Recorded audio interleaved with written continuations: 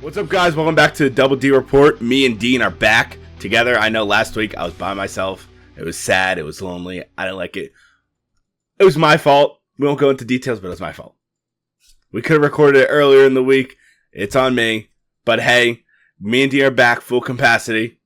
We're going to talk. I'm going to be honest with you guys. You guys are probably, we normally talk about football during this time of year, but it's baseball time. It's damn near the playoffs. We're going to talk about baseball a fuck ton, and we're going to be talking about a little bit of football. Dean, would you like to start with baseball or get the football out of the way? Well, no, I mean, first and foremost, I think we do have to go over our picks very briefly. Oh, I know, obviously, yeah. I know, and then we could kind of segue into some football just to try to get it done and foremost. But I know it was a little bit of a weirder week because I wasn't the one who gave my picks directly. Derek relayed them for me. So that being said, I'm honestly kind of just going to go through all my picks. The funny part is, of course, the week that Derek relays through me is my best week, so nobody is going to believe me, which is tragic to hear. However, I had a good week. I went 2-1 in spreads, and my lock continues to be my lock for both me and Derek. So we're definitely on the right track, survivor-wise, which is nice to see. But my spreads were really good, right? So I took the Giants +6. That was my first one. That was my immortal lock. I just felt like with Jaxson Dart, some new life around the team, the Giants were going to come out swinging. And God I have not been more right. Not only did they cover the 6-point spread, they actually won the game outright. We'll catch up to that in a second. We'll, talk about that a little bit more in depth. But big win, big step in the right direction for the New York Giants, even if it doesn't mean this year. Still promising to see. Yes, that's my first dub, right? I'll go to my only loss of the week. It was Titans +7. Really thought they were going to put up some sort of fight here, if I'm going to be completely transparent with all the viewers and with Derek. This was not the case, right? I saw how Houston played last week, like complete garbage, and I thought maybe Tennessee would keep it close. Complete and utter failure. They didn't even score a point, Tennessee. They lost 26-0. Did not even come close to the 7-point spread. We're going to move on there, right? That was just a bad pick on my part. Let that be a lesson to me last time I take the Titans in a spread this year. Yeah. However, my second dub on the spreads, the Detroit Lions, came out swinging this week. They had a very big spread to cover, -10. However, besides week one, Detroit has looked phenomenal this year. I think we can both agree on that. Week one was definitely a little bit slower out of the gates against Green Bay, especially in Green Bay. However, they've corrected those issues. You saw it when they played the Ravens as well, just how dynamic their offense is and how it can be, and it has continued. They blew out the Cleveland Browns 34-10. It really wasn't even close here. For lack of a better term, the Lions pretty much coasted throughout the game, and it wasn't close. So they covered that. 2-1 on the spreads. That's my first 2-1 week of the year, so I'm definitely trending in the right direction, which is nice to see. I couldn't have, if I did trend worse, then we'd have some serious problems. However, the lock continues. 4 for 4, 4 different teams. This week I took the Buffalo Bills against the Saints. I'm continuing to fade the New Orleans Saints pretty much every week, and every week it's turning well. New Orleans kept it close for about a half. Second half, Buffalo kicked it into high gear a little bit. They wound up winning 31-19. They did not cover their enormous 16.5 spread, but who cares? It's a lock of the week. We don't need spreads. We just need a dub, and that's what I got. That's fair. All right. So you didn't. I don't know. The speculations are you did it, but we won't know. I could have done it for you when you had a good week, but we don't know. I have the texts to prove it. I'm kidding. I will admit that Dean did make good picks this week. I hate to say it, but he did. I did. Oh, I did go 2-2. I'm gonna go with my first one, which is my team. I took my team minus the 3.5 at the time. I'm happy because the Eagles won. It was. I thought we would have. It would have been less stressful because the way the game was going, but overall we did win and we did cover the spread. So I'm happy by that. Going on to my next game. I picked the Panthers. I had a little faith in them. I had no faith in fucking the Patriots, and they got absolutely railroaded. You multiply the points, the spread that I took for the Panthers by 4, I still lose. So let's just say it was a bad week for the Panthers. They lost. There's nothing I could have done. I could have taken them plus 20, and they still would have lost. Going on after that, I'm going to go to my lock, which makes it a little even in a way. I picked the Detroit Lions. I said specifically, I'm sorry I stole it from you because you picked the Buffalo Bills. You picked no. I said the Lions. Oh, I took the Lions minus 10, the full 10. Yeah, you took them minus the full 10. I took them with the lock because I just thought that the Lions were just going to beat them straight out, and I didn't have to worry about that. And then going on to my last pick, which I had faith in them because from what I saw, this is the thing that makes no sense to me. The Panthers absolutely railroaded the Falcons, but then the Falcons offensively dominated the Commanders. I don't understand. I guess I'll never will understand. But hey, I know it's another loss. I took to Washington plus 2.5. Even though I believe when I filmed it was that, but during like the entire week, it was fluctuating between Washington and the Falcons because I think no one trusts Penix after their loss. But hey, I went 2-2. Dean went 3-1. And at mid-season, I'm gonna give you guys an update on our records so far. We will. Yep, we will definitely. But that does conclude our picks. Dean, I know you want to get into baseball. No. We could start with the happiest of segments on the football side of things if you're okay with that. Sure, I'll let you be happy for a little bit. The New York Football Giants. Woo! Yay! This was just a big week in general, right? The Giants quite literally could have lost this game. I think everybody in the world was expecting them to lose this game. However, it was a huge week for a completely different reason because it is the passing of the guard. Jaxson Dart, his first official start in the NFL, moving on from Russell Wilson over to the kid who's only 22 years old. The quote-unquote next big thing for the Giants, right? The Giants traded up for him in this past draft. They really gave him the keys to the city here, moving on to him in week 4. As a Giants fan, and as Giants fans everywhere, I think all you wanted to see was a competent game where the kid showed a lot of poise, where he didn't make a ton of mistakes, where he just flat out looked good, right? You thought there was going to be nerves right away. You thought there was going to be some sort of issues in the very beginning, just because it is the kid's first NFL start in MetLife Stadium in front of a sold-out crowd, by the way, for the 0-3 New York Giants with a lot of pressure on him because they're 0-3. And on top of that, their coach is on the hot seat. Their general manager's on the hot seat. So this was a very big week for them. Huge week for them. And my God, the New York Giants did not disappoint, right? By no means did Jaxson Dart have a great game, right? He only attempted 20 passes. He only got 111 yards throwing, but no interceptions. 1 touchdown pass, 1 touchdown run, which was on the opening drive of the game, which really set the tone for the game, right? He did a lot of good things on the RPO with Scadaboo, who they seem to be a duo in the making.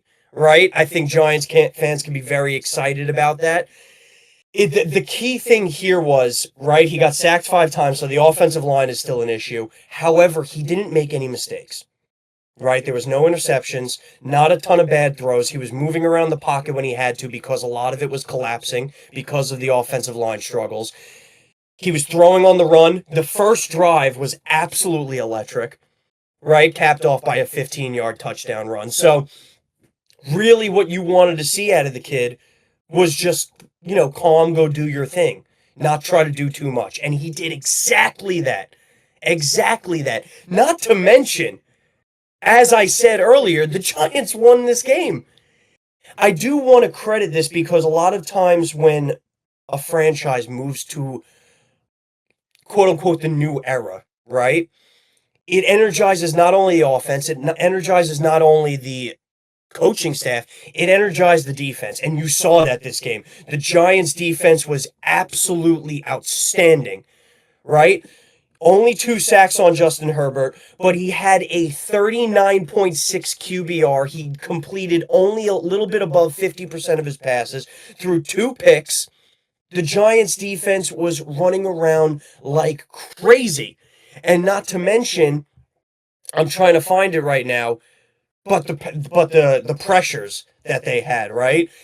They were all over the field on Justin Herbert. Abdul Carter looked fantastic. Brian Burns closing out the game in the fourth quarter with a huge sack looked fantastic. Kayvon Thibodeau continues his stellar defensive year. Even the secondary, because of the pressure they had, looked good, where they held Herbert to only 203 passing yards and 2 interceptions.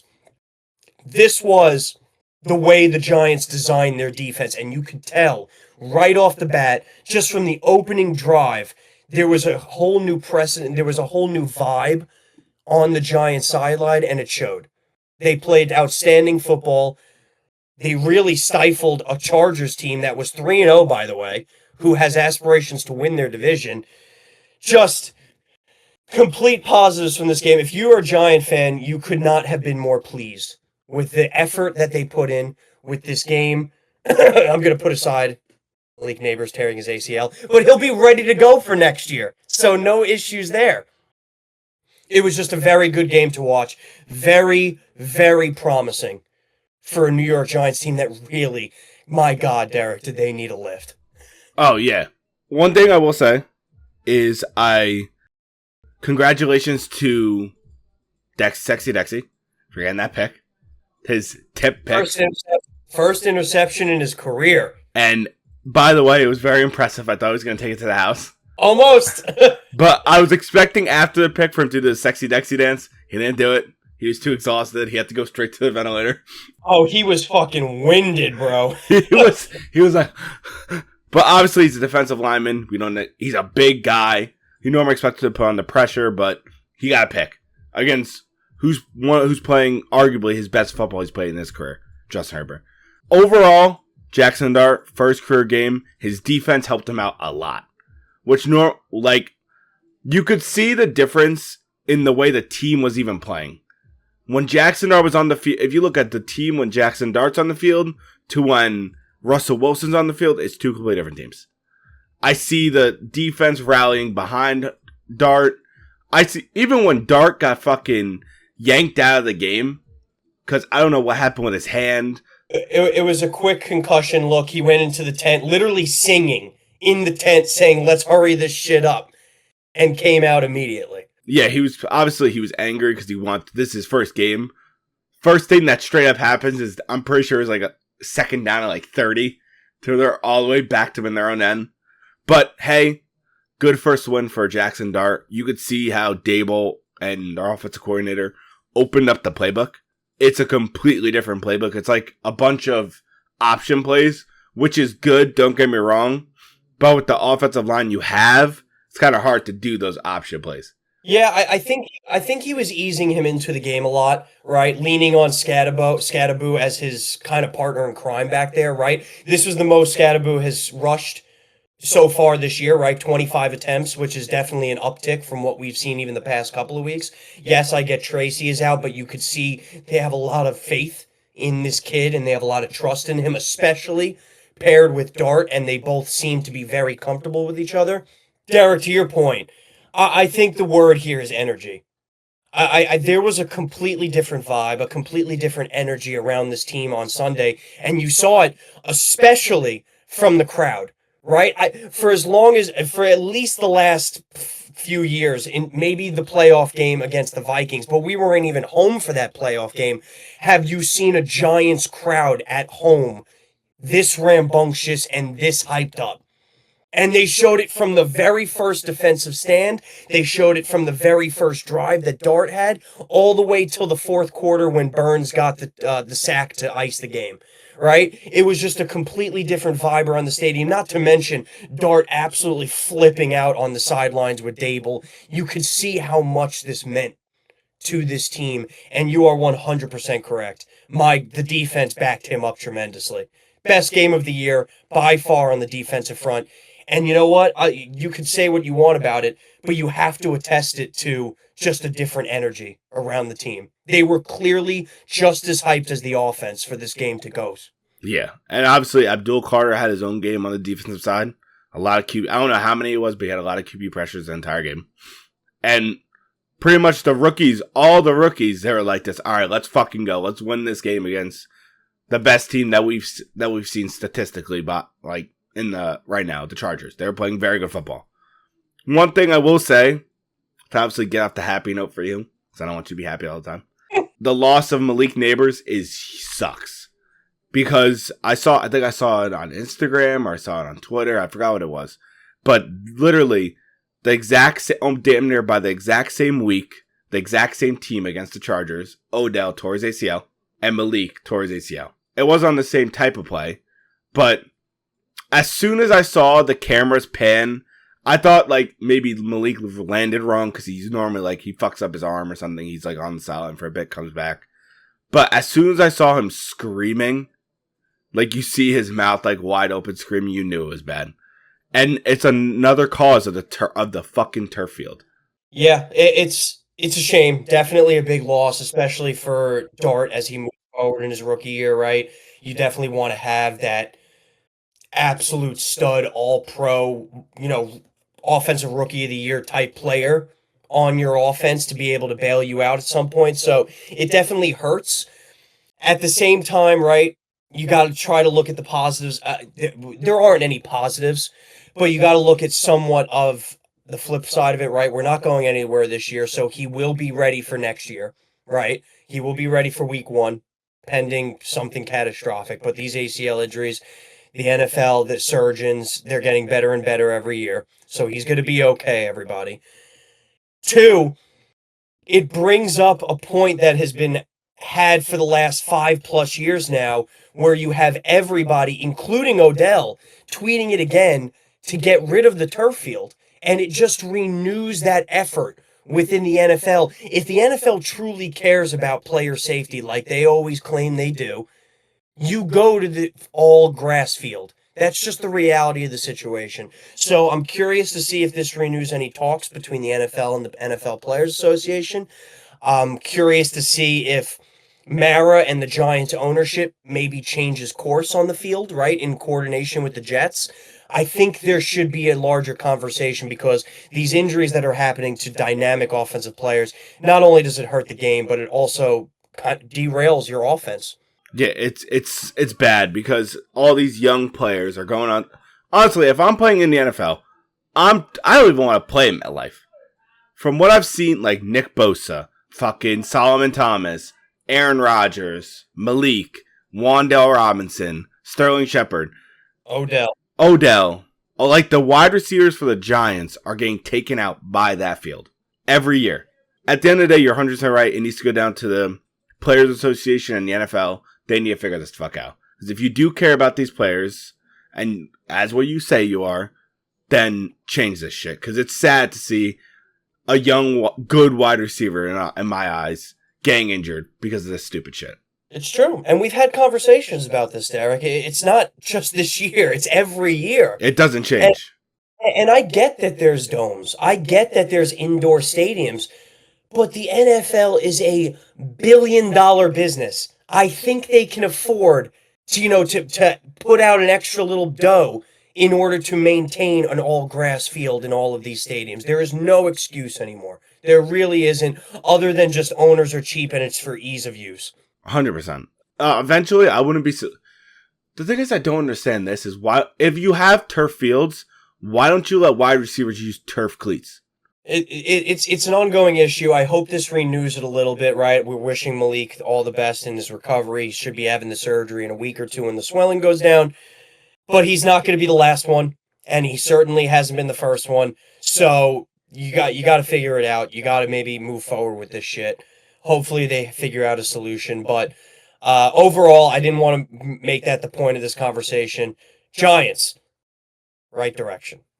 Congratulations to the Giants for winning their first game of the year and giving the Chargers their first loss.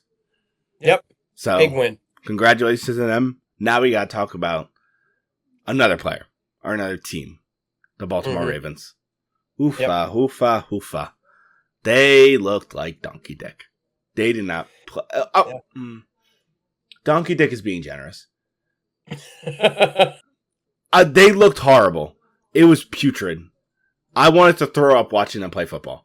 Lamar, obviously, you and me give him praise. He had a rough game. He had a very rough game. Fumbles, I think fumbled twice and threw a pick. And then I don't know if it was an injury or he just got yanked. He got injured, and Harbaugh said he would never come out if he's not injured. So that's something to monitor, obviously, in the coming weeks. I believe it was either a calf or a quad. I forget which one. It's a lower leg muscle, so definitely something to keep an eye on. But that's besides the point. They just looked bad, man. And this is considering, going against a Chiefs team that has had their number in years past, but the Chiefs have not looked great this year. Before this game, right? They didn't even look that good against the Giants, if I'm being honest. So for the Ravens, who have looked good and have just lost some heartbreakers to start a really tough early schedule, you expected them to come out absolutely guns a-blazing to not go 1-3 in a division that is tough, right? The Bengals, even without Joe Burrow, for maybe the rest of the year until playoffs, they're still at the top. The Steelers won, starting off in Dublin. So their division isn't easy. No. Putting aside the Browns. But still, you expected them to come out in a much, much, much better form. And they did not. The Kansas City Chiefs absolutely destroyed them from the very opening kickoff till the end of the game. Yeah. It wasn't close. Actually, it was close when they got the ball first, because I'm pretty sure Baltimore got the ball first. They went down the field and they scored. Yeah. Quickly. And that was it. Yeah. And then it went... It continues to mind, and maybe you have a better explanation, Derek, right? What do the Ravens do good that they've done great over the last few years? It's running the ball, right? It's not a secret anymore within the NFL. They have easily the best run-pass option in the NFL between Lamar Jackson and Derrick Henry. And you look at the stats after this game, and it's mind-boggling. Derrick Henry, 8 carries. That's just not going to cut it. No. For your team that is designed and made to run the ball. It's just not good enough. Justice Hill still only 3 carries. It's just unacceptable. You need to be better than that from an offensive play calling standpoint, because you have to go towards the strengths of your team. And they played directly into the Kansas City's arms, right? Throwing the ball way too much, forcing fumbles, forcing interceptions. That's what Kansas City does under a Spags offense, right? Send a lot of pressure, make them turn the ball over, and it happened just like that. But if you slow the game down and do your run offense, these things don't happen. So I think, depending on Lamar's injury, depending on how long he's out, if he's out at all, right? I think Harbaugh has to really take a step back and maybe go back to the basics moving forward. Oh, 100%. Because you can even see, even week 1, when they versed the Bills, he ran 15, 16 times that game, and for 175 yards with 2 touchdowns. Give Derrick Henry the ball. I understand this year, and he fully admits to it, that he fumbles. So he was working on it throughout all the practices. He's drawing all the drills to make sure he doesn't want to fumble, because he's giving up the ball in the key moments of the game. But I understand Harbaugh. He fumbles. Don't relinquish his carries. That's the dumbest shit in the world. He's one of the best running backs in the league, besides Saquon Barkley, and he is not getting the ball. It's just a shame to see, because that is the strength of their team, and it's not the Ravens and the Ravens fans who know, it's the whole league. So just do it. For most of the time, when you do it correctly, it's unstoppable. No defense in the league can account for Lamar Jackson, Derrick Henry, and stop them the whole game. You can limit it. You can do it to the best of your ability. They're still going to make plays. They're still going to find the end zone if you do. It doesn't matter how well you do as a defense. They're going to get one eventually. So it's just mind-boggling to see that they've been moving away from that. It seems like every other week, right? The Bills, they did a little bit. The following week, Derrick Henry had like 10 rushing yards. So it's just strange to see the offensive dynamic and play calling so far. I do think it'll change just because of what we've seen. but I think they need to go back to the basics and they need to do what their strengths are. Yeah, I don't think them just constantly passing the ball. But obviously Lamar he's a good quarterback. I can't say he's not a good quarterback. We've literally seen the stats for it. But you gotta go back to what you're used to. You're 1-3. You won one game this year and it was against the Cleveland fucking Browns. Congratulations. Yep. You beat the Browns. You have not beat any competent teams. You lost to the Bills. You lost to the Chiefs. You lost to the Lions. All three good teams you lost to. At this point, people say, "Oh, Ravens are they are always a second round knockout in the playoffs. Their division's a given." No, it's not. This year, you have to kick it up a notch, run the fucking football, and get your head out of your ass. Obviously, focus on Lamar's hip, knee, whatever the fuck it is. Fix that shit, and then get back in line. Because what I've been seeing out of the Ravens, they look fucking horrible. Yeah. And look, their schedule does get significantly easier after this. Everybody knew their first 4 weeks were definitely rough. And this was the battle of 1 and 2 teams. And it was a huge week because no team wants to go 1-3, especially when not only you have playoff aspirations, but Super Bowl aspirations, which was the case for both of these teams. It's just very disappointing to see how the Ravens played the game because other than that first drive, they really got outplayed the whole game from a defense perspective, offensive perspective, pretty much coaching, everything, right? So a little disappointing. They do have some weeks coming forward, as I just mentioned, that they'll be able to bounce back, that they'll be able to get their feet under them. But you're 4 weeks in now, you're 1-3. You got to start maybe rolling together some wins, so it gets even more important each game. Oh my God.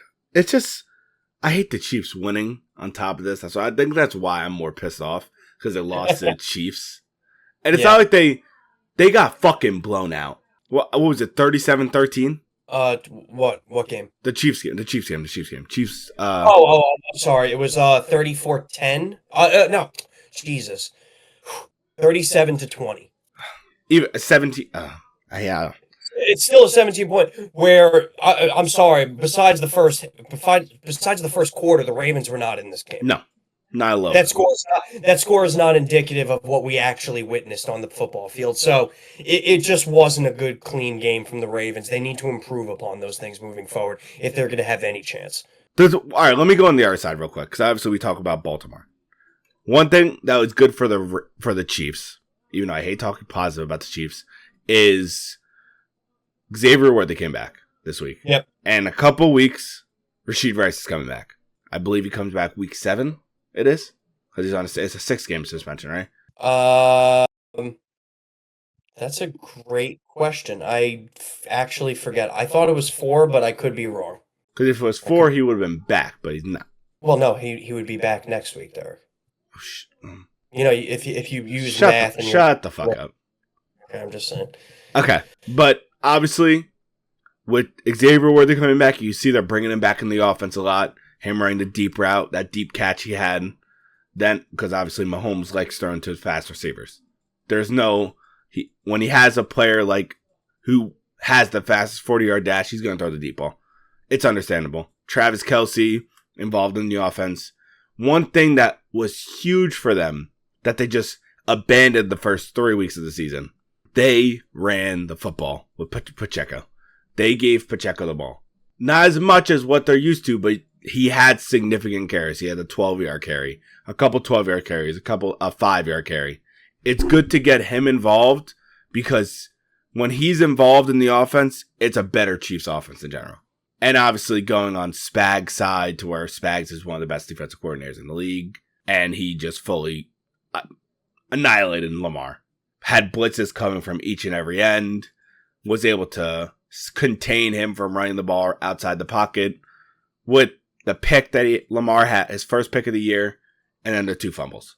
So overall, very good game for the Chiefs. Won't happen again, but good game for the Chiefs. Yeah, a good week of football overall. I thought there were, a couple of games that were upsets, the Giants being one of them, just good games in general. So, another successful week of football, if you want my opinion. Oh, 100%. Now, this football's getting put to bed for now. But before we even go into this, we need to have a moment of silence.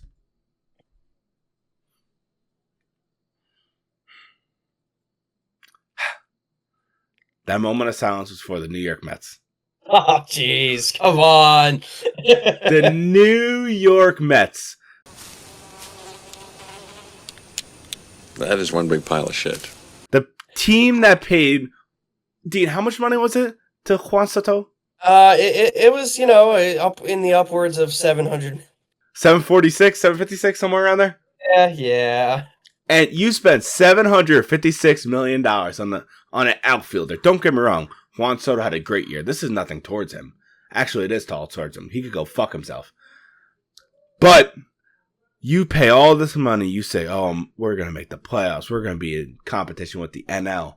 Motherfuckers didn't make the playoffs. They got eliminated because, correct me if I'm wrong, they lost their last series to the Marlins. Where you specifically said on the podcast they had the easiest way to the playoffs.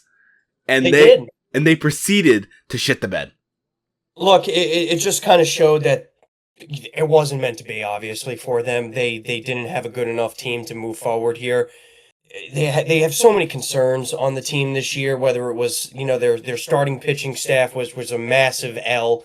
Their bullpen, which was really not that great outside of Edwin Diaz. Their lineup had a ton of holes in it. It's disappointing from a Mets fan's perspective, right? If you're looking at it, because yes, they did have the easiest schedule, and they easily could have made the playoffs over the Cincinnati Reds, who wound up losing on Sunday. So all the Mets had to do was beat the worst team in your division.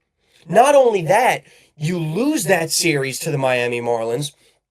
A week before, you lose a series to the Washington Nationals, which is also one of the worst teams in your division.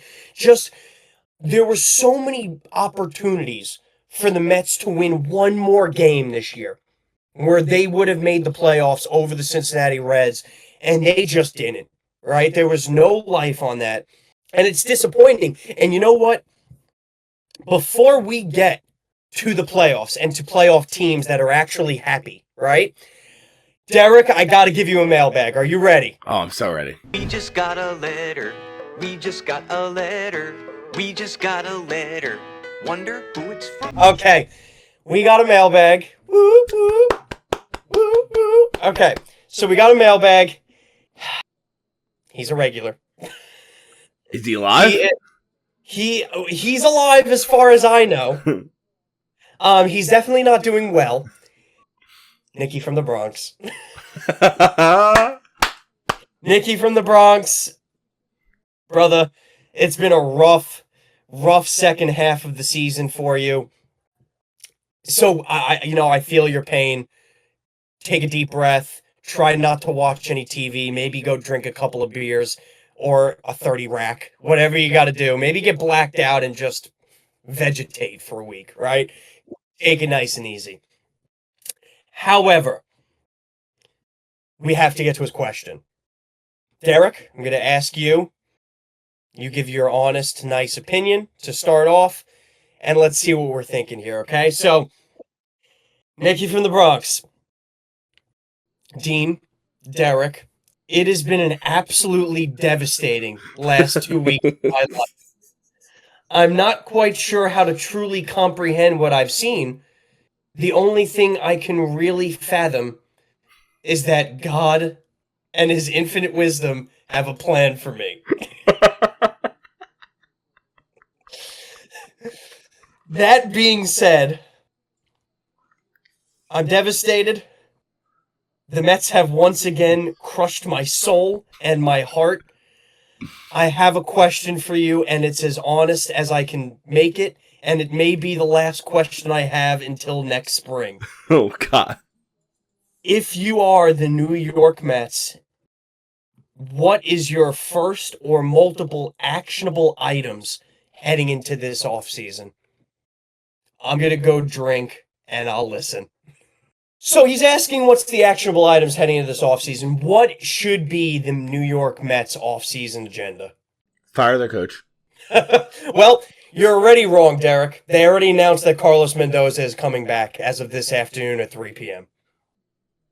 So, next actionable item, please. I understand that Mr. Big Schmeat Pete opted out of his contract yesterday after getting eliminated. I don't know what the fuck you have to do. Suck his dick, fly him to fucking Punta Cana. I don't know what the fuck you have to do. Get that man back on your team. He is the first course of action. But I didn't know they extended the coach. Dumbasses, by the way. But well, they didn't extend him, but they did announce today, their GM Stearns announced today that Mendoza is not going anywhere. He should be going home and never coming back to Citi Field again. But obviously, Pete Alonso opted out of his contract, which means he's going to be out after this year. He's testing out free agency because, let's be honest, he had a solid year this year. He had a pretty solid year. He had, I don't know exactly how many home runs he had in RBIs. Look, everybody knew heading into this year when he signed the contract that he was going to opt out. He really did not disappoint, right? He maybe had the best year of his career. 272 average, 38 home runs, 126 ribbies, 170 hits. This guy balled out for your team.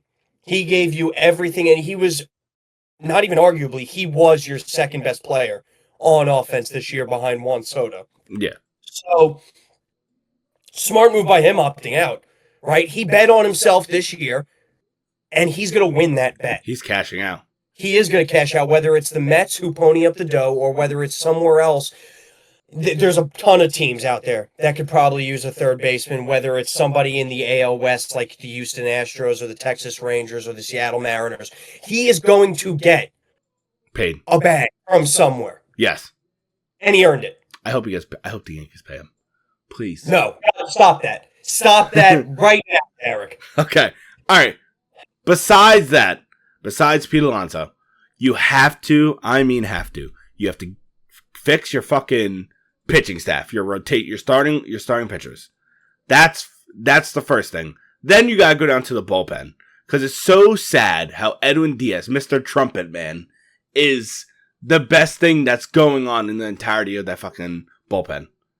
Obviously, he is a good closer. We can't say he's not. He's one of the best. In times, he was arguably one of the best closers in the league, but he has sold a lot of games. But he has been the best pitcher, in my eyes, on their team. But you have to, if you want to build your team, you just paid Juan Soto all that money. You want throughout this entirety of his contract for him to be happy. Because you don't want at any moment where, because this motherfucker could say, I'm not happy, I want to get traded. And then you just spend all that money, can't sign anyone, can't do all this, even though the MLB, you could just toss out cash like a motherfucker, and you're not able to fix your entire team.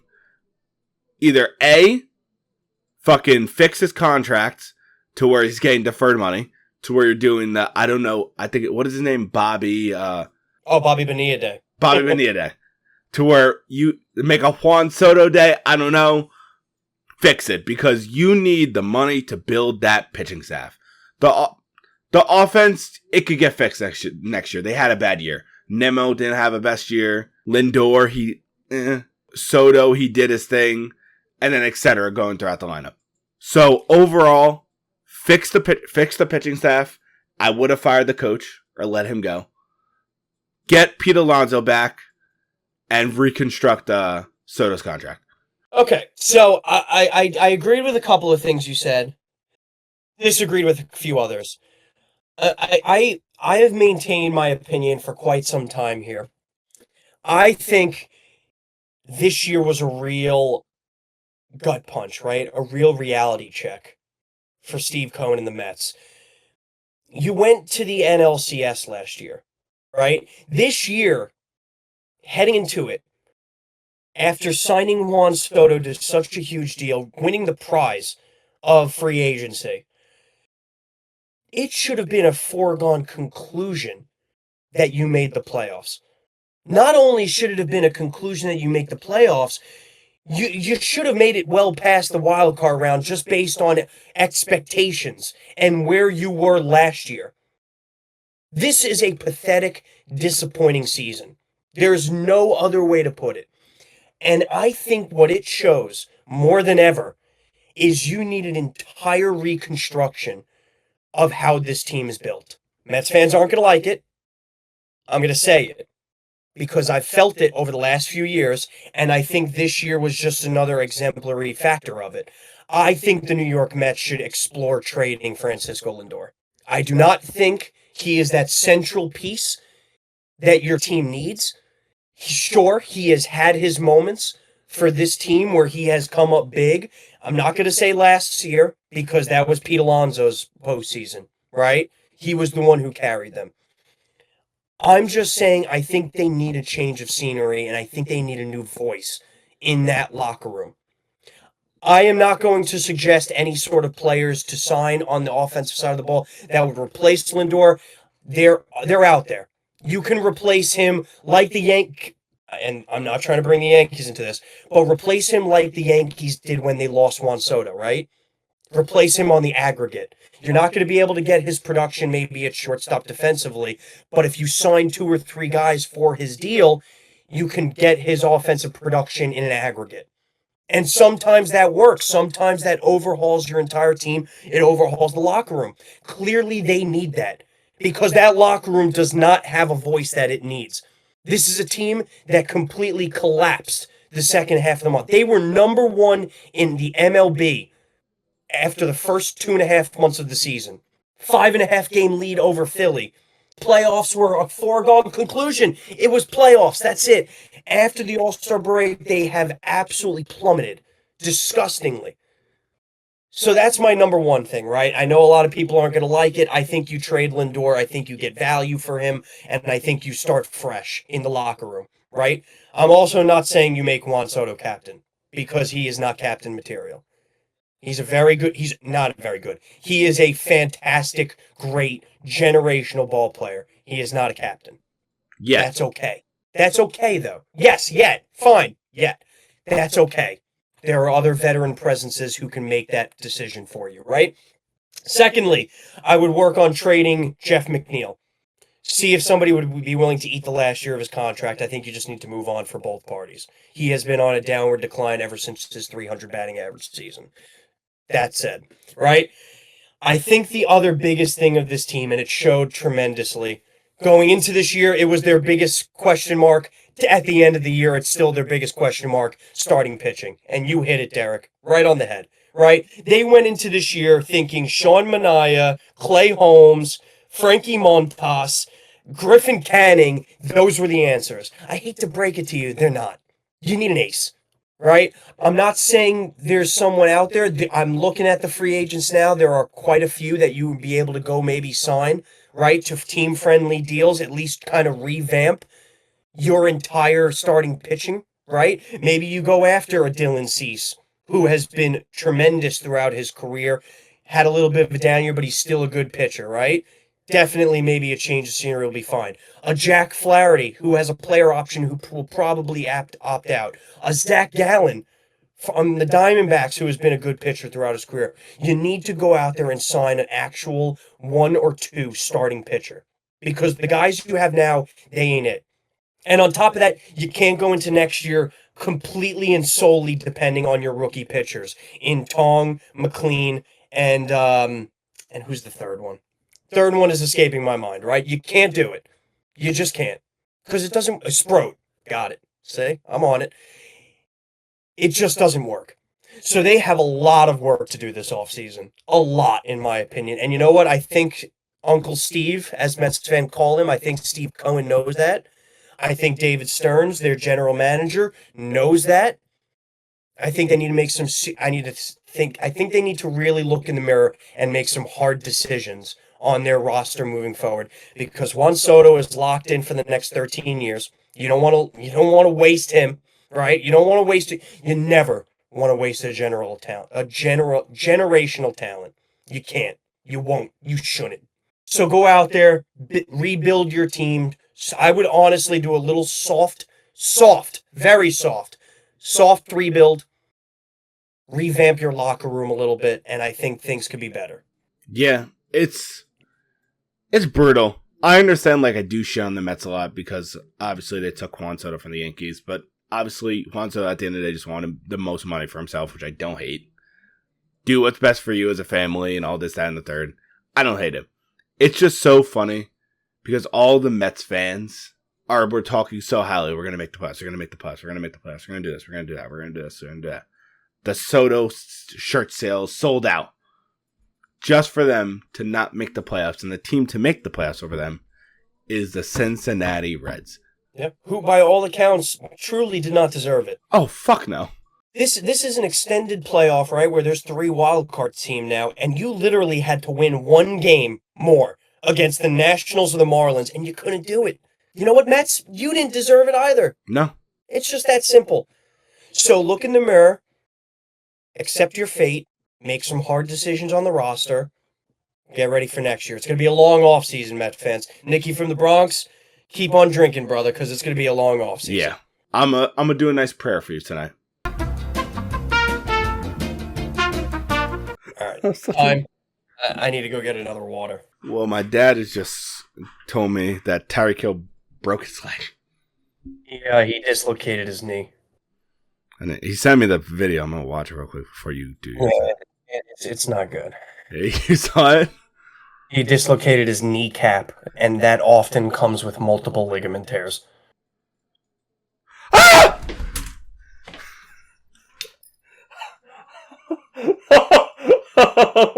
Oh my god. Well, that does conclude our sadness for the Mets. We will talk about them when it comes back to offseason. I'll take a break from berating them with all the bad things that they've done this year. But we gotta go to the bigger picture. Playoff baseball. And one series that I do want to touch on, I want your opinion on it, because we have to talk about it. It's our favorite team. The New York Yankees versus the Boston Red Sox. This series I am so excited for. It's going to be heated. It's going to be a great series. Yeah, we're in for one. Not sure my heart is ready for it. It's probably the toughest beginning series that Yankee fans could have not hoped for. Definitely Boston has had our number throughout the year. You're in for great matchups in the first 2 games, right? Max Fried against Garrett Crochet, who's probably the AL Cy Young winner. Then game 2, Brian Bayo, who absolutely fucking owns the Yankees, against Carlos Rodon, who has, for lack of a better term, had a complete resurgence this year, has pitched well. God, it is a battle of the powerhouses. These 2 teams, for the last however long you want to imagine it, have hated each other, and they will continue to hate each other over the next, over the courses of our lifetimes, maybe until, another big bang where the earth is wiped out. This is the wild card first round series, as far as I'm concerned, right? Division rivals, both have World Series aspirations. Definitely the Yankees more than the Red Sox. The Red Sox are maybe just happy to be here, but at the same time, they have a good enough team where they can make a splash run. It's just going to be a phenomenal series, Derek. Oh, yeah. I'm very, very, very excited for it. One thing I'm very happy about as a Yankee fan is we don't have to go against the babyface assassin like we've had to do. This is true. Plus, you have home field advantage, which is a huge thing. Oh, it's one of the biggest things to have is home field advantage in the wild card. This is the one thing I don't know. I think you and me have spoke about this before. I don't know how many games the wild card is. It's best 2 out of 3. It's best 2 out of 3. And then after that, it's best out of 7 the rest, correct? No, I believe it's best 2 out of 3, then best 3 out of 5, then best out of 7. See, why do that? That's just so much. That's so stupid. Why the fuck are they doing that? Well, that's what it is. I don't know what to tell you. But anyway, this series is going to be good on both sides. Pitching, we've obviously spoke about the Yankees pitching. The 2, without Garrett Cole, I'm very happy with how they've done, even though it was mainly the 2 guys, Fried and Rodon. Yeah. Look, when it comes to a 3-game series like this, you're going to rely heavily on your game 1 and 2 starters. That's just how it is. Game 1 is so critical in a 3-game series because both aces are going.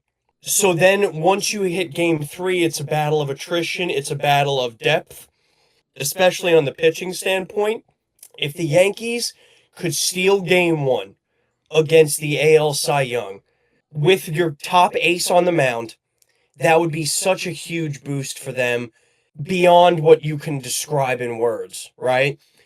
I do want to say, however, because I do want to touch on all the playoff matchups because it's playoff season, baby. The key to the New York Yankees, as it has always been, is number 99, the MVP, Aaron Judge, right? Coming off an absolutely horrific 2024 playoffs. I don't know. This guy, huh? I erased that from my mind. I don't remember that. This guy, he knows it. The New York Yankees go as far as him. That's just the fact, right? If he can be Aaron Judge, if he can be the guy, the 330 hitter, the 50 home run hitter, the Gold Glove winning defensive player that he is at that ability like an A-Rod in 2009 who can carry your team to the promised land. And it sounds horrible because it's so much pressure, but it all lies on his shoulders. The Yankees are not a good enough lineup where they can have their best player have the MVP of the league not do anything. It's not like last year when they had Soto. It's true, right? So you need Judge and Stan to be your twin towers, to be your heavy hitters, to be your 1-2 punch. Stanton, is going to show up. That guy is Mr. October. He is built for this shit. He's made for it. He shows up every single fucking playoff series. It's just astounding. But pair him with Judge. Oh my God, it's unstoppable. So that's the key you have to look into, right? Starting pitching on the Yankee side, hold Boston to 2 to 3 runs in the first 2 games because Crochet and Bayo, they ain't allowing more than 2 or 3 runs max against the Yankees. So you got to hold it close, allow the Yankees to get into Boston's bullpen, work the counts, make some magic happen. That'll be the key for the Yankees. On the Red Sox side of things, their key and their sole hope for this series is their starting pitching. 100%. If Garrett Crochet and Brian Bayo can shut down the Yankees as they have this entire year, the Yankees are going to have a tough time here. And Boston could win this game could win this series in 2 games. So it's going to be phenomenal to watch come tomorrow night. It's going to be a phenomenal series to watch just because of the atmosphere in New York and the Bronx. The hatred these teams have for each other. Oh, it should be fun. It couldn't have been written any better. No. Yankees versus Boston. Everyone wants to see that. And at the same time, if you're a Yankee fan, it couldn't have been written any worse. The next week and a half, you hope, are going to be the most toxic playoff series you've had in quite some time. Because if you beat Boston, you got to go play the number 1 seed Toronto Blue Jays. So you're playing division rivals, right? Playoffs are never easy. There's no sure thing. There's no easy path to this shit. Go out there, take care of business, 1 game at a time. And that's what all Yankees fans do is hope to knock down on one AL East team and then go on to the other AL East team. Which is it's very good to see how the AL East did stand out this year to where the Blue Jays, the Yankees, and the Red Sox all made the playoffs. But we can't just talk about the Yankees. We have to talk about the other teams. Dean, yep. I want you to be the leader of this, to talk about all these games, and then we'll go through this. Yeah, I think the second series that is must-watch television is staying in the AL, right? It is the Guardians versus the Tigers. The lore around these 2 teams in the AL Central over the last month and a half has been unbelievable, to say the least, right? Detroit entering September as of August 27th with a 12.5 game lead in the division, only for the Cleveland Guardians to have the best September in their team's history, make up all 12.5 games, and walk it off on Sunday to win the division, to gain home field advantage in this first-round playoff series. I mean, how much more can you ask for, right? This is playoff baseball, and they've been playing it over the last month. Meanwhile, Detroit has been on a steady decline where they just haven't been the team they were in the first half of the season. However, you look at the keys to these games, Derek. 1, Cleveland, stay hot. That's it. That's what you need to know with them, right? Stay hot, keep the momentum, keep hope alive, one game at a time. On the other side of things, Detroit, it all starts in game 1. Your ace on the mound, the other AL hopeful Cy Young in Tarek Skubal. If you're Detroit, he's got to carry you. He has to go out there and absolutely shove in game 1 to give your team a 1-0 series lead. No ifs, ands, or buts. If Detroit loses game 1, that series is over. I agree. Because, in my opinion, Skubal is I don't think he is the unequivocal captain of that team. He is the leader on that team. Because in the past 2 seasons we have seen, potential Cy Young this year and then Cy Young last year. So he's a very good pitcher, and they are able to hold the hot, when I'm like boiling hot, Guardians, then they could win this game. But if they lose with Skubal pitching, I don't think they win. Because I haven't seen anything out of their other pitchers to incite them to win. No, I completely agree. Look, this is just one of those things where a team is carried by their pitching. You saw it last year in the playoffs with the Detroit Tigers, which made them so scary because the team playing the Tigers had to face Skubal. Right? It's the fear factor because he is not only one of the best pitchers in the AL, top 2, top 3 in the whole MLB. So he is their X factor. He is their key. There's no ifs, ands, or buts about it. They go as far as he goes, right? Similar to how the Yankees will go as far as Judge takes them, the Detroit Tigers will go as far as Tarek Skubal will take them. Because every single time he's on the mound, the Detroit Tigers believe they can win the game. And that is such a huge factor for an ace, especially when you start getting into 5-game and 7-game series, because Skubal will then pitch 2 or 3 times in those series. Yeah. And it's so crazy to say, because like when you go in before All-Star break or even during All-Star break, the Tigers had such a huge lead. They had a chokehold on this division. And then they unleashed the chokehold, and the Guardians are like, motherfuckers, we're not going to let you get to this. And they made it close.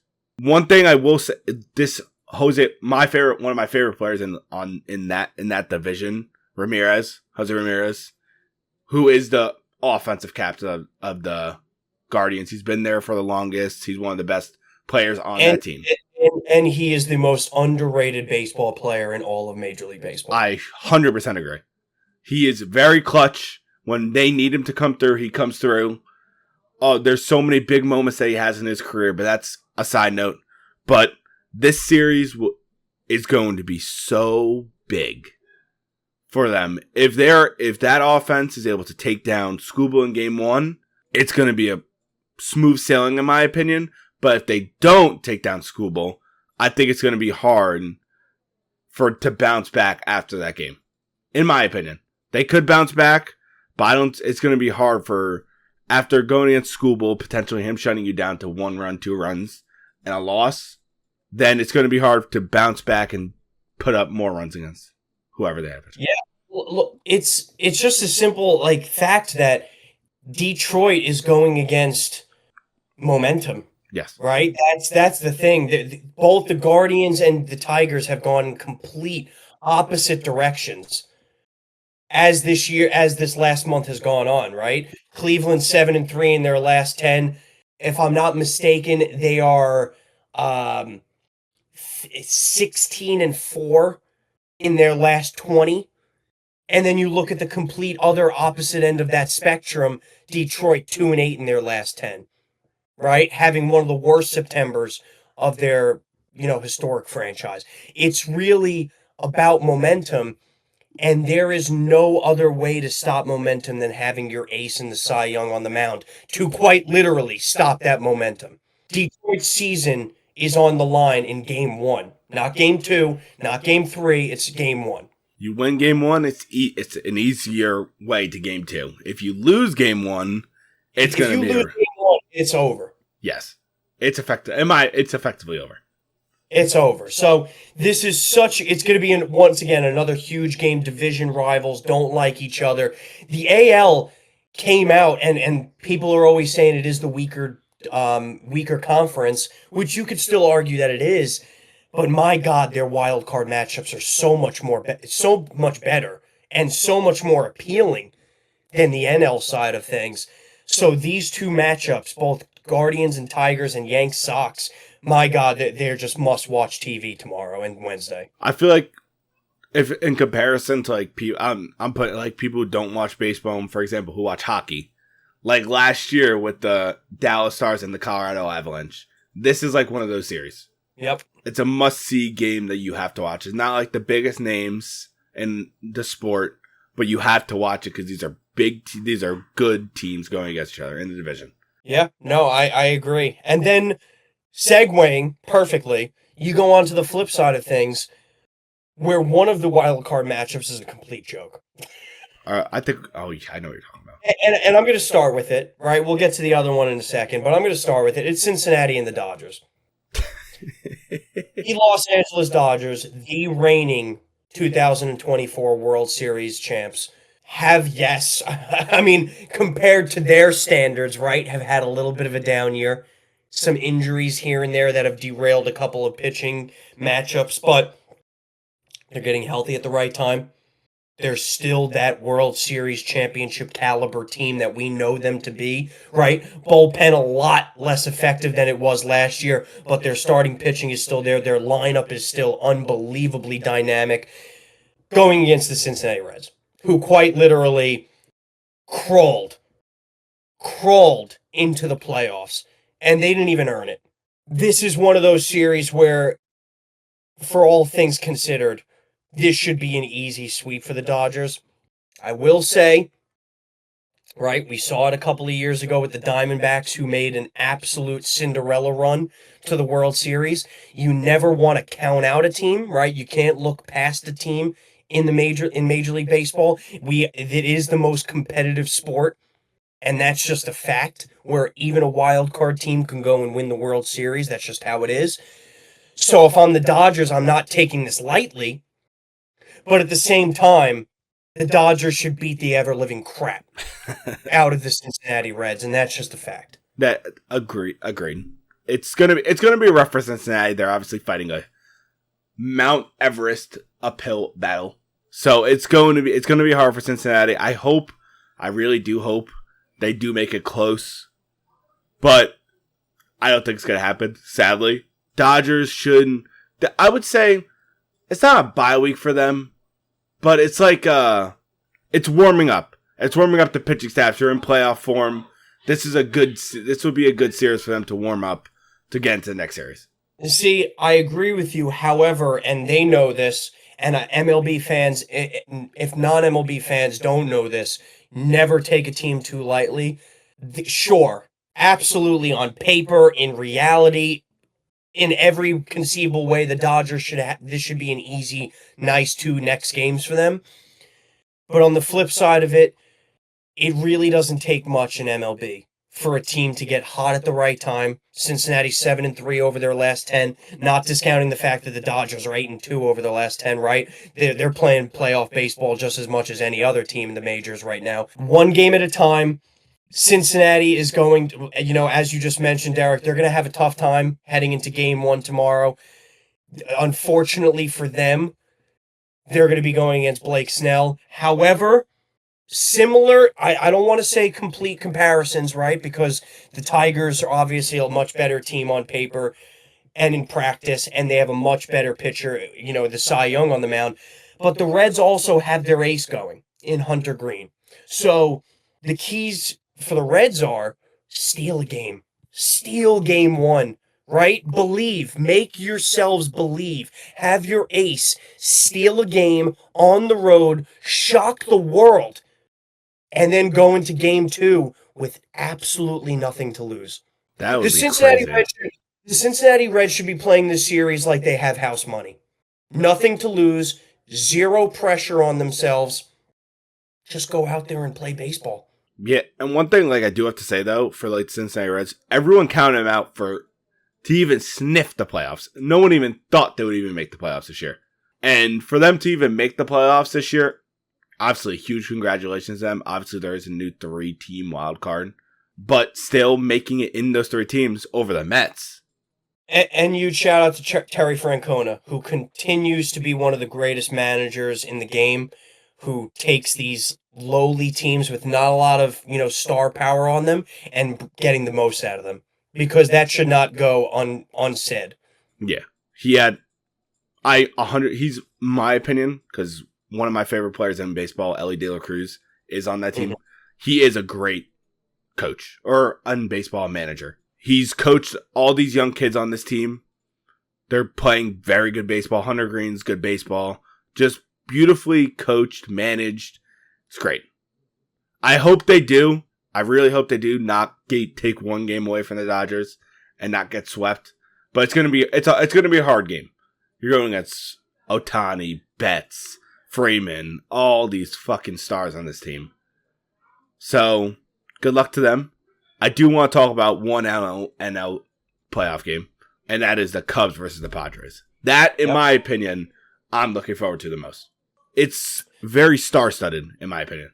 It's star-studded on the lineup side of things. This is one of those series, probably the only one out of the 4 series in the wild card where both teams really don't have outstanding starting pitching. Right? You're not going to... When you go into this series, especially playing in Wrigley Field, which is one of the most offensive stadiums, the weirdest stadiums in the major leagues where so many different things happen, this, for all intents and purposes, should be a shootout series. I agree. And I think that's what makes it most appealing. Yes. Because not good pitching on both sides. Let's be real. There's not good pitching on both sides.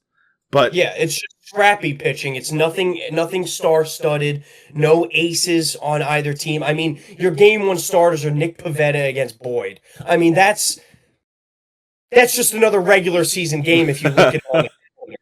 Yeah. Then you look at the offenses and what they've been able to do, whole different story. Nico Horner, PCA, Dansby Swanton, Suzuki is having an unbelievable year, right? Kyle Tucker, I need to look into it a little bit deeper. He has played over the last 7 days. They've been getting him in and out of games. He hasn't been himself, obviously, but he should be playing in this series, considering it is the playoffs. Just got to monitor him and see if he maybe, kicks it up a notch come playoff. Maybe he was taking it nice and easy going into it. But the Chicago Cubs are a very scrappy, very good offense where they have just nice level-headed guys. They rely heavily on base hits, extra base hits. They're not a huge home run ball team, especially since Kyle Tucker got injured midway through the season. So that's really where their offense is based around, right? And then you go to the opposite end of it where it's a star-studded Padres offense, right? Fernando Tatis is having an unbelievable year. Luis Arraez is still one of the best contact hitters in all of Major League Baseball. Manny Machado, still got a lot in him. Xander Bogaerts, Jackson Merrill, Gavin Sheets, who's having a hell of a year on that team, right?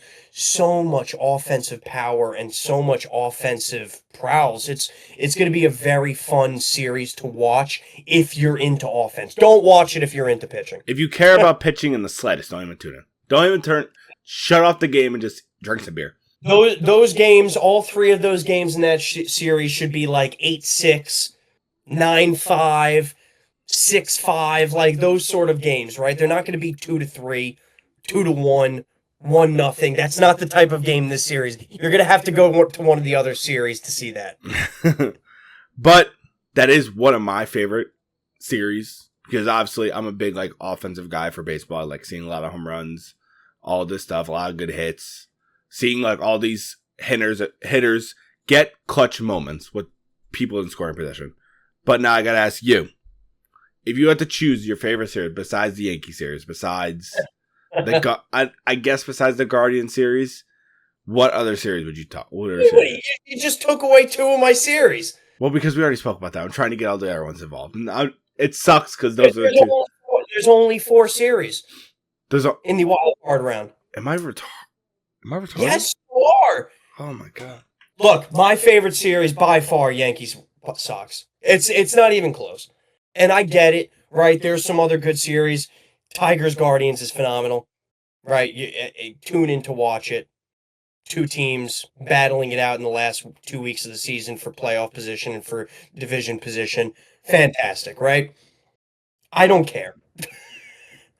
Yankee Sox has the lore to it. Yankee Sox has the star power to it on both sides, whether you're looking at the Yankees in Judge and Stanton, whether you're looking at the Red Sox with, Bregman. And the pitching is what really is the inviting factor into this one. The coaching, right? Coaching is going to be a massive factor here. We all like to fuck around with Boone, but he's going to have to really coach up a hell of a series, especially when it comes to the bullpen and the lineup decisions. That's the series that intrigues me the most, in my humble opinion, even though I'm a Yankee fan, and I think a lot of people would agree with me. That being said, Derek, we do have to do our series predictions. I was about to say that, but I'm glad you did. We're on the right page. We're simpatico. Oh, shut the fuck up. All right, we're gonna start it off nice and simple. Give the round winner of the wild card series, how many games it's in, and we'll move on from there. Right? Next week we'll look into division games. So you don't want to talk about who you think's going to win the overall consensus of the playoffs. You want to wait. If you how about this? At the end of our wild card predictions, we'll give our World Series matchup and we'll give our World Series winner. That's fair. Okay. All right, Derek. Starting it off, Yankee Sox. What do you got? I got 2-1 Yankees. Okay. I think the Yankees will take Game 1 against Garrett Crochet, but I think they will lose Game 2 against. It's Bayo. His name. I'm very stupid. Bayo. Okay. And they obviously they don't have decided on who will be pitching Game 3. But I do think the Yankees will capture it in Game 3. I do. They take Game 1, lose Game 2, win Game 3. Okay. I'm going to go Yankees as well, winning 2-0. Hot out of the gate, stay hot. The Yankees have played some really bad teams over the last 2 weeks, not discounting that. However, that could be used as a kickstart. That could be used as a jumpstart. I think their offense is humming a little bit right now. Max Fried has not looked better in a Yankee uniform than he has in the month of September. I think Carlos Rodon is so fucking ready to go out there and fucking win baseball games, win meaningful baseball games, and shut all the critics up. I think the Yankees take the first 2 games nice and easy, get the fuck out of there, move on. That's fair. I'll go into the next one for you. Next series is the Padres and the Cubs. Yep. Who do you think is going to win that? Tough one in my opinion, right? I think this is probably the toughest series to predict in my eyes, just because both teams are actually quite similar in stature. I think the Padres have a bit more of an edge, and I think they have a bit more star power when it comes to this. I am going to go Padres 2-1 in this series. I do not want to discount the Cubs because I still think they could win it, especially being at home in Wrigley. But I will maintain my prediction. I'm going to go Padres winning in 3. That's fair. I'm going to go with the opposite. Not the opposite. I think the Padres will take it 2-0 based off the fact of, in my opinion, they're a different team when they have Kyle Tucker at his capacity. But what I've seen, obviously, what you said the past 7 games, or him getting funneled in and out of the lineup because obviously he hasn't been himself since his injury. I don't see him doing any good if he's not in the lineup at his best. So obviously, I still have all these good stars, but I see the Padres with the veterans on their team, Tatis, Machado, Luis Arias, veterans. They're going to control this series, and they're going to win this series. I like it. Derek, we're going to go into the worst series on paper. Going to hand it off to you first. Dodgers, Reds, what are we thinking? 2-0 Reds. I'm kidding. Honestly, I think it's going to be... because I think that the Reds might take 1 game. I want to say they're going to take 1 game.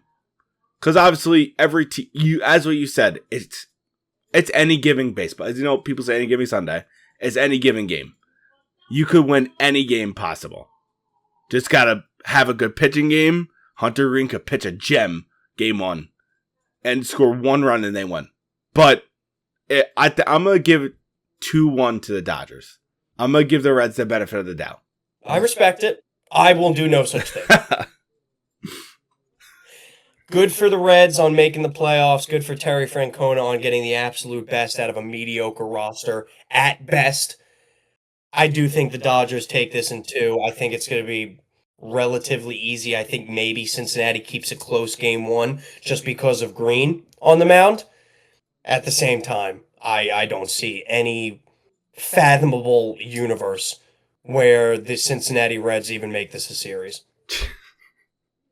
And that's me being honest. I mean, like it shouldn't even be a series, if you want my humble opinion. But it is, and I think the Dodgers are going to take care of business, very handedly. As they should. But I'm giving the Reds the benefit of the doubt. I'm gonna give them the 2-1. You got 2-0. Makes sense. Yep. But now we're gonna go to a very good series, which it's tough for me to even decide right now. But I want you to go first. I thought about it. I've been thinking about it all day because it truly is a battle of momentum, this series, right?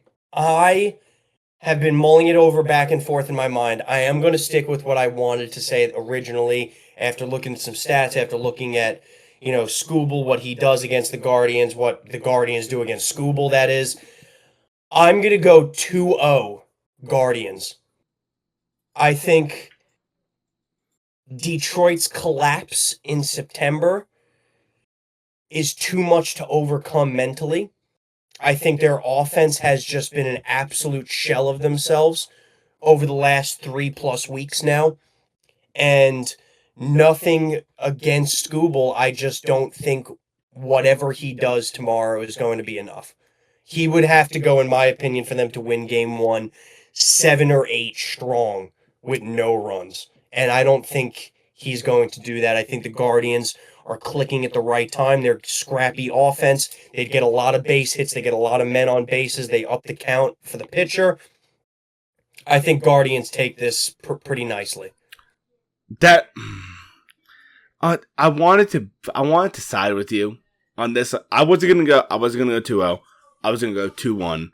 But then I genuinely think that if Skubal pitches a great game in game 1, I don't see the Guardians coming back in the series. So I'm gonna go with what I said before. I'm gonna stick with my gut. And I'm gonna give it 2-1 to the Tigers. Okay.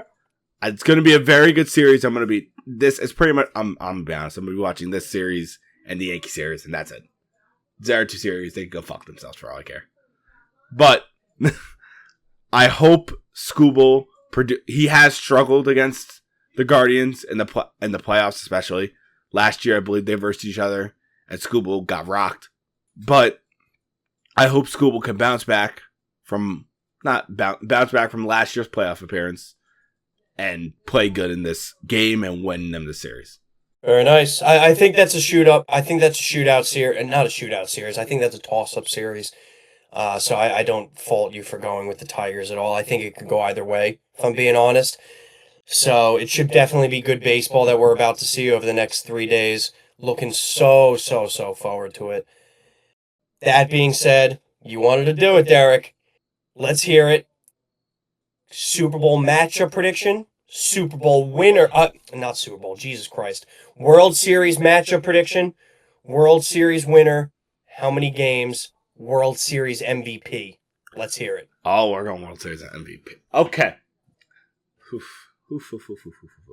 I'm gonna let you go first. This was your idea, so you know what? You gotta do it. You gotta be the guinea pig here. All right. So in the end, because we obviously did a preseason prediction on who will be in the World Series. I believe I said the Dodgers. I don't exactly remember. I will go back and look. But I'm gonna say World Series on the NL side. I think the Phillies are going to be taking it out of the NL. And in the AL, Unfortunately, I'm not going to say the Yankees. I'm going to say a team that the Yankees were fighting with in the AL East. I'm going to say the Blue Jays. Okay. Honest, how many games? I think that the Phillies will win four games out of 10. So I think they take it in Game 6. I think it's going to go to Game 6 to where Bryce Harper captures NL World Series MVP. Bryce Harper, the man. I like it. I think it has a lot of value to it. I think it has a lot of... I think it definitely has legs to it. I think that's a very good prediction just because the Phillies are one of the best teams, and I think the Blue Jays have really, overcome themselves to being that one seed in the AL, and given that the AL was a bit weaker, however, the Blue Jays have played really good baseball, so I do like it. I'm going to give my prediction. I do have the Phillies coming out of the NL. I think they are a tremendous baseball team. Unbelievable relief pitching. Their lineup speaks for itself, right? Harper, Schwarber, Trey Turner, the list goes on. It's Real Muto at that veteran leadership. It really is a tremendous lineup. Their starting pitching has taken some hits, right? Losing Wheeler for the year was not easy to overcome. But at that same time, they still have very dynamic pitching. Whether you look at Luzardo, whether you look at Sanchez, whether you look at Nola, right? They still have that starting pitching to go and back off of their offense with. I love the Phillies coming out of the NL. I really do. And that's tough because the Phillies and the Dodgers are probably on a collision course for round 2. So, looking forward to that tremendously. That being said, fan or no fan, I could give a shit. I'm going the Yankees out of the AL. I think they take care of business against the Red Sox. In my humble opinion, I think the Red Sox are their toughest opponent in the playoffs on the AL side of things. The Red Sox have owned them this year. The Red Sox have unbelievable pitching on their top 2 that have owned the Yankees this year. I think if they can get past the Red Sox, I'm not going to say it's easy, but I think their path is much easier just because of who they have to go against, right? I'm personally not afraid of the Blue Jays. And that's going to bite me in the ass because you can play back that video if we lose to the Blue Jays, right? You can play it back. I don't care. I'll be in a ball somewhere in a corner anyway crying. So Or drinking. that's not going to affect me. Yankees, Phillies, repeat of the 2009 World Series. I have Yankees in 6. And as my World Series MVP, I guess. Sure. Giancarlo Stanton. It would be Giancarlo Stanton. However, I will say this. Aaron Judge is going to have an Aaron Judge moment. I think he is going to finally show up this playoffs. I think he is going to be a huge reason that the Yankees finally make it over the hump. It could be just me hoping for it, right? It could just be me being a fool and praying. But I do think he had that quote unquote rest, right, where he missed 10 to 15 games with an elbow injury. I think it did wonders for him. He's on a tear over the last 2 weeks, batting .400. I think he's going to carry that momentum in the playoffs. I think he is going to win ALCS MVP.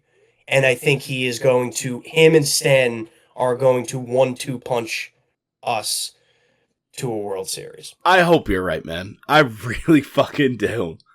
I will pray that you're right. But God. The Blue Jays I don't know what, the Blue Jays just scare me, but that's your opinion. The Blue Jays have something that a lot of other teams don't when it comes to, they don't rely on the long ball, right? They don't rely on power. They don't have great pitching. They have good pitching that gets them through where they need to go. They just hit the fuck out of the ball. They do not strike out, which is something the Yankees do on the flip side a tremendous amount.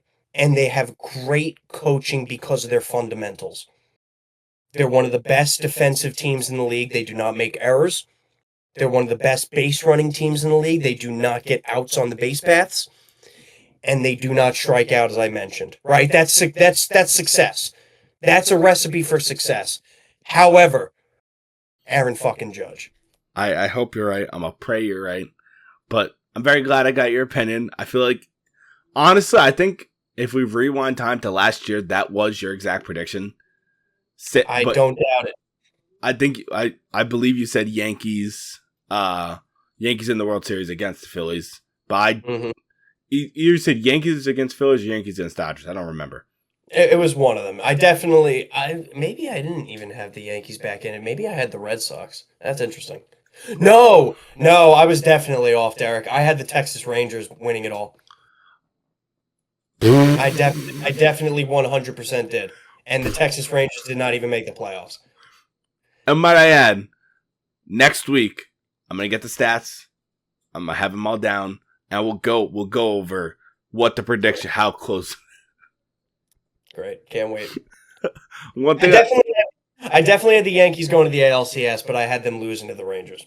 Yeah. I don't fully remember it, so I'm not going to say it. One thing I will say when it comes down to the standings, I'm pretty sure I went perfect on one of them. Great. I'm happy for you. No, you're not. No, I'm not at all. But unless you have something else to add, that does conclude the baseball, which is pretty much this whole podcast. Yep. I know, guys, it's very sad to say, but we have to take a pause on baseball for a bit. We'll talk about it next week, but this week it's over for the time being.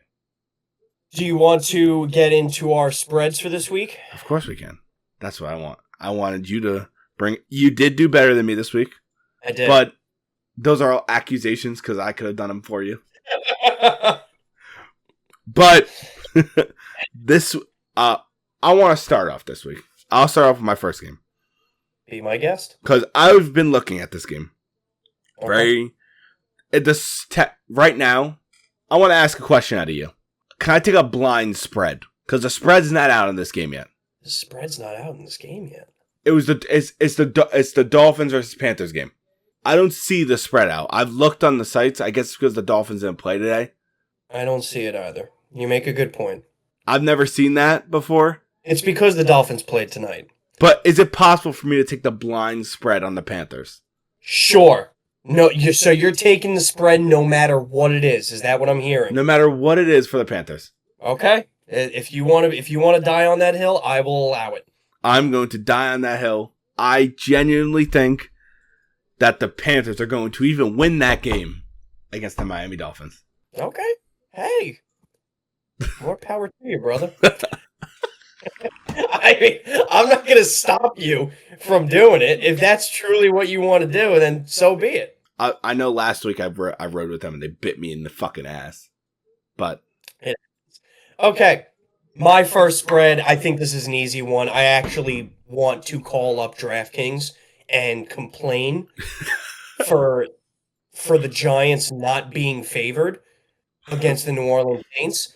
I think everyone for a sports book can go fuck themselves because that's utterly absurd. So I'm taking Giants plus 1.5. I'm taking them to win outright. You can do whatever the fuck you want with that. Go fuck yourself. Every sports book known to man. Jesus Christ, that was so hostile, Dean. I don't care. That's retarded. That's a good one. That's a kind of a gimme one. I saw that. I don't know how, but hey, it happens. It was kind of like the Eagles week 2 not being favored over the Chiefs. Shut up. Nobody asked about the Eagles. I had to bring them up. Come on. 4-0. 4-0. But I'm going to go with my next game is a Thursday night game. I'm going to go with the team that's been red hot, in my opinion. Besides, obviously, their one loss was to the Eagles. In my opinion, they're the two best teams in the NFC right now, in my eyes. I'm going to go with the Rams minus 5.5 against the Niners. Because the Rams have just... Puka Nacua is a different breed. He is not able to guard. He's one of my favorite players in the league, might I add. He is a great wide receiver. Devontae Adams with him. Matthew Stafford having a good year. And then Kyron Williams. That whole offense is clicking and the defense is doing its thing. And I don't see the Niners doing anything good. So that's my next pick. Cool. I like it. My next pick, massive bounce back week, in my opinion. Now, obviously, this is. You know what? Now I'm actually second guessing it. Fuck it. I'm pivoting. Going to a different game. I'm taking Tampa +3 against the Seattle Seahawks. Completely pivoting. I'm not even going to say what I was thinking about. Was it egregious? It's probably going to bite me in the ass though, but it's okay. I'm going to accept my fate. Is there a reason why you're picking Tampa +3 or -3? +3. Tampa's not favored in that game against Seattle. No. Seattle Seahawks are favored. How the fuck? Wow. Seattle's home. That's why. But all right, fair enough. I just think that the Bucs are just a better team than them. But hey, what do I know? I'm not an NFL analyst or a betting site. But I'm gonna go with my next pick. Getting closer to my lock of the week. I was thinking about them being my lock of the week.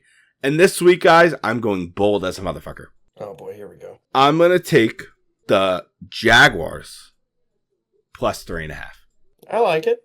Against the Chiefs. The Jaguars have been playing good football, in my opinion. They have been. They're obviously their second pick, Travis Hunter. He's been doing he's playing both sides. Travis Etienne might be on steroids, but he's playing some good football. Yeah, so what? Inject a few in your ass. Who cares? It doesn't matter. But they're playing good football, coached very well this season, and I think that I think they might actually win that game. I think it's gonna be a close game, but I think they win that game. Good for you. You think I'm a fucking dumbass? I plead the fifth. Shut the fuck up. All right, so my final game, 8.5 point spread. I'm taking the underdog to cover the 8.5 points. I am taking the New England Patriots +8.5 against the Buffalo Bills. I do think the Bills win. However, the Patriots have been playing good ball. I think they keep it much closer than that. That's fair. I don't think so. I think the Bills are going to railroad them. But hey, what do I know? Okay. But I'm going to go to my lock of the week. Mm-hmm. And it's stealing your method that you've been doing to picking any team that are going against the Saints. Yep. And I'm going to take the New York Football Giants, because I don't think I'm ever going to have to use them again, as my lock of the week against the Saints. I think Jaxson Dart's going to have a fucking day. With his arm. Not with his legs, with his arm. Great. Derek takes him as a lock. They'll probably lose now. Thanks for that, Derek. I appreciate it. If you lose, I'm sorry. I'm very, very sorry. You're just a fucking asshole. You've taken my team. Yeah, but that's obvious. You're an actual good team. I'm just praying to God for a win every once in a while. You're going against the Saints. Whatever, you're man. going against Spencer fucking Rattler. Whatever. I don't want to talk to you anymore. That's enough. I'm going to go with my lock. Tough week for me, right? I did think about the Giants. However, I really can't. I just can't bring myself to take them. I just can't do it, right? They're still not a good team. They're still really just in a mode of where they're trying to, get air. Can't do it. I'm going to try to stick to my win streak as much as possible, and I've taken a lot of good teams already, right? Especially with the Bills last week. I'm going to go reluctantly. I'm going to go the Detroit Lions over the Cincinnati Bengals. Not an easy pick for me. I do think the Lions win. I just probably would have preferred to use the Lions at a later time. I don't get that luxury. I can go fuck myself. And I'll be using them now. Well, technically, you gave yourself that luxury. So. No, I did. Look, it's okay. If it's a dub, it's a dub. I'm still going to be happy with it. I just got to start mixing and matching a little bit better moving forward. But I'm working on it. We're 4-0 here. Hopefully 5-0. So I'm going to take Detroit. That's a good pick. That's because they're obviously going against a backup quarterback. They're not going against Joe Burrow. They're going against Joe Burrow. It's a completely different game. Probably, yes, probably. I don't take the lines if they're going against Joe Burrow. Yeah. So, good pick. Them coming off a hot week against the Browns. Kind of like a game that's like, all right, let's ignite our offense even more. But good pick, Dean. I don't hate it. Yeah, thank you. Well, now, Dean, that does conclude our picks. Yep. And it moves on to... Baller of the week. I thought you were done because it was good. It was actually pretty good. Thank you. I appreciate that. That made me feel better. Thank you, Derek. No problem. No. Jesus fucking Christ. I actually I would like to start this. You can do it your heart desires. So, my bar of the week is not in the sports world. Okay. It is not in social media world. Well, no, it's not in the social media world. I was going to do one thing that happened that's huge for social media, but I'm not. I'm going to do things that I found out today, which is huge for gaming. Okay. As of what happened, I believe yet within today and yesterday, EA Sports, the big company, has been sold to a Saudi Arabian, I think it's an investment fund, and Newcastle, I think the owner of Newcastle, which is, if anyone doesn't know, it's a soccer team, for $55 billion. To go private, yes. This is huge for gaming. EA Sports holds a lot. It holds Madden. It holds, well, it's not EA Sports, it's not EA Sports in general. It's all of EA, I believe. I believe that if it's all of EA, it's a lot more games followed. But if it's EA Sports, it just falls under the category of under Madden, FIFA, UFC, all those games. And it's a huge sale for them. And in my opinion, I'm happy. Because these past couple years in Madden, I haven't bought these past 3 years because they've been donkey dick. I haven't wanted to do that. Now, maybe with this $55 billion of them spending, it's going to bring in new people for like the development of the game and potentially make the game better. So I'm going to give my bar of the week to the Saudi Arabian investment fund and the Newcastle owner for buying EA for $55 fucking billion. Very nice. I like it. That was definitely big in the news today, investment wise. I mean, especially investment wise, but definitely gamers having their hand in that as well. So, like it, Derek. Nice pick. I think that's pretty solid. That being said, my ball of the week is going to go back into the sports realm. I don't enjoy this ball of the week, but I have to do it nonetheless. Huge tournament happened this past weekend in golf, the Ryder Cup. If anybody doesn't know that, this happens, I believe it's every couple of years, right? It's between the U.S. 2 or 3, I think. Okay, yeah, it's between the U.S. golfers and the European golfers. Huge for pride, huge for, really just...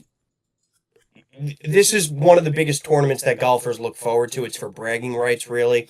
And it was especially big because it was taking place at Bethpage in Long Island in the U.S. this time around. The U.S. was technically home, if you want to consider that, right? It's a home game for them.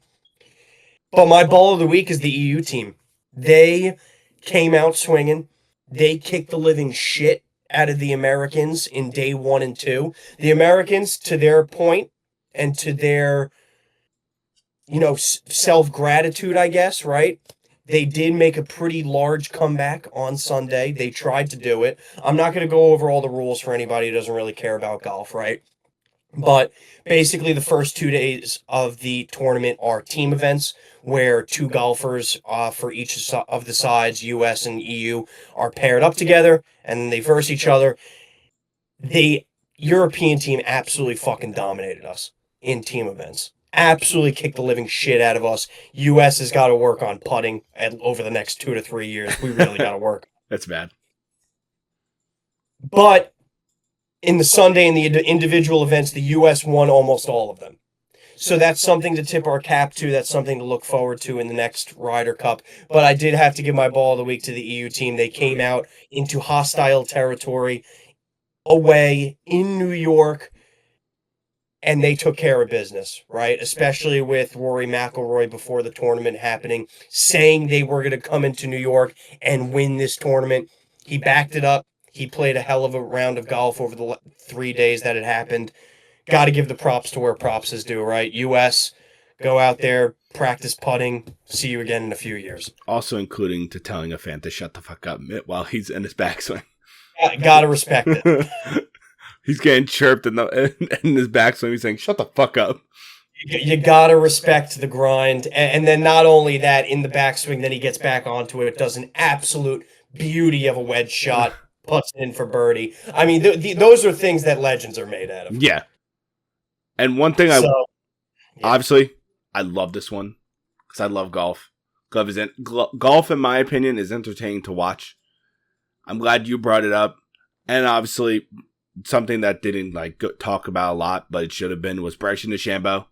He was down he was down 5, and he crawled his way back in the last 5 holes. Tied it. Tied it. So the U.S.'s performance on Sunday was extraordinary. Yes. Right? We were down tremendous, and we clawed our way back to lose by a slim margin. Towards the end, Lowry put in the putt for the EU team to finish it off. But it was definitely prideful to at least put up a fight, because if we got completely shit on, I think that would have been a very disappointing weekend. Yeah. Still is. Right? It was home. It was in New York, Bethpage. But at the same time, at least you can, lift your head up a little bit and say you did everything you could on Golf Sunday. Yes. But one thing we obviously do need to work on is team events. We need to work as a team because it was horrible. It wasn't pretty. But that does conclude our podcast. We talked a lot about baseball. We talked a small amount about football. And for football fans, I'm going to be honest with you, it's going to be like this for the next couple of weeks. Because it's in baseball playoff season. And this is arguably one of the best times in sports, in my opinion. Absolutely. It's between this playoffs and obviously NFL playoffs. When it gets to playoff times for any sports, it goes on shutdown mode. But next week, we'll be talking about our predictions that we had going into the conclusions of the wild card, and obviously big moments that happen in football. Maybe bigger moments than this past week. Jaxson Dart getting a second win. Maybe we don't know.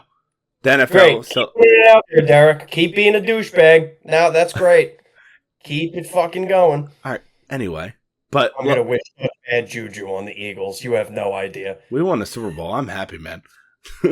Like, subscribe, follow us on TikTok, leave a comment, give Dean a mailbag, give me a mailbag. If you guys want any different topics for us to talk about, we will talk about them. We're open to anything. But quack, I guess. Dean, do you have anything else you want to say? I'll take that as a no. Obviously, like, subscribe, leave a comment, follow, and peace.